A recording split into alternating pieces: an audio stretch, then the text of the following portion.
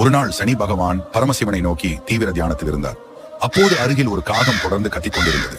தியானத்தில் இருந்த சனி பகவான் கண்களை திறந்து கோபத்துடன், ஏன் இவ்வளவு சத்தம் போட்டுக் கொண்டிருக்கிறாய் என்று கேட்டார். அதற்கு காகம் அமைதியாக வணங்கி, நான் உங்கள் அடியேன், உங்கள் அருளை பெறவே உங்கள் கவனத்தை ஈர்க்க முயன்றேன் என்று பணிவுடன் சொன்னது.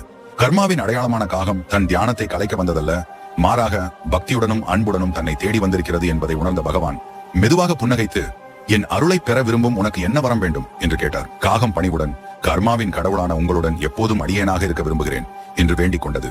இதை கேட்டதும் சனி பகவான் கருணையுடன் புன்னகைத்து, இனி நீயே என் வாகனம், நீ என் சக்தியின் ஒரு அங்கமாக நிலை பெறுவாய் என்று ஆசீர்வதித்தார். காகம் கர்மாவின் பிரதிபலிப்பு, அதன் விளைவுகளை உணர்த்தும் தூதராக செயல்படுகிறது. சனி பகவானைப் போலவே நீதியின் அடையாளமாக கருதப்படுகிறது. சனி பகவான் தரும் சோதனைகளை கடந்து செல்ல பொறுமை, மன உறுதி அவசியம். இன்றும் பலர் சனி பகவானின் அருள் பெற சனிக்கிழமைகளில் காகங்களுக்கு உணவு வைக்கும் மரபை கடைபிடித்து வருகின்றனர்.